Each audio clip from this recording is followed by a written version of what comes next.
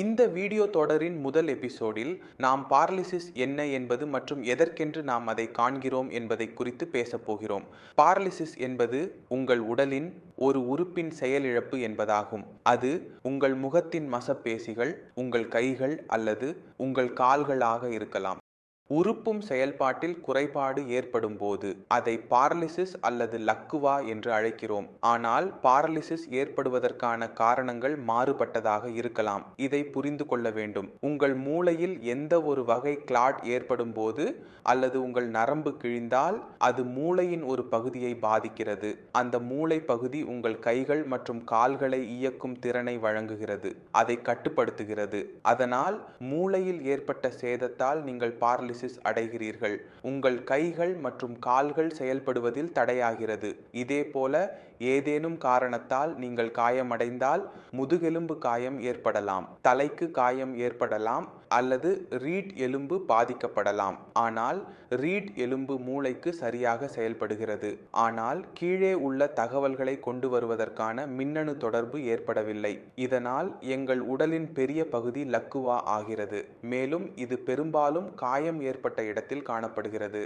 நாங்கள் பாரலிசிஸ் அல்லது லக்குவா காண்கிறோம். இது இரண்டு முக்கிய காரணங்களாகும். மேலும் பாரலிசிஸ் ஏற்படுவதற்கான மற்ற காரணங்கள் உள்ளன. உதாரணமாக விஷக்கருத்து. ஒரு நோயாளி தவறுதலாக எந்த ஒரு வகை விஷத்தை எடுத்தால் அந்த விஷத்தின் தாக்கத்தால் நமது நரம்பியல் அமைப்பு செயலிழக்கிறது. இதனால் பாரலிசிஸ் காணப்படுகிறது. இதேபோல் நமக்கு முக பாரலிசிஸ் காணப்படுகிறது.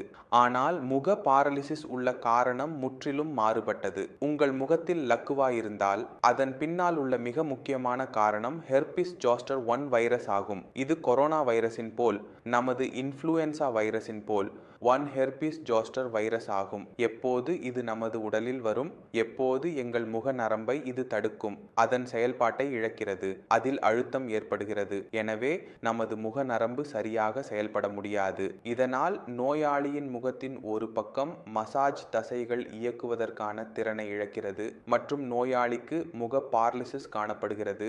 எனவே பாரலிசிஸ் ஏற்படுவதற்கான காரணங்கள் மாறுபட்டவை. இதை பார்த்து அதன் அடுத்த சிகிச்சை உருவாகிறது.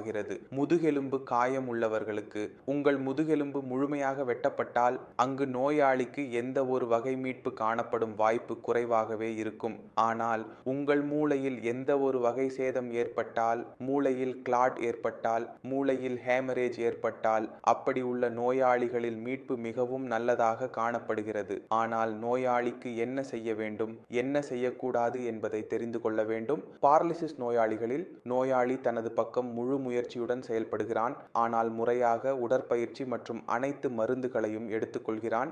ஆனால் அவருக்குள் மேம்பாடு வரவில்லை. இந்த மேம்பாடு ஏன் வரவில்லை, எந்த காரணத்தால் வரவில்லை என்பதை நாங்கள் அடுத்த எபிசோடில் விவாதிக்கிறோம். இதனால் நீங்கள் அனைவரும் புரிந்து கொள்ளலாம் எப்படி ஒரு பாரலிசிஸ் பாதிக்கப்பட்ட கை மற்றும் கால்கள் மீண்டும் சக்தியுடன் வரலாம்.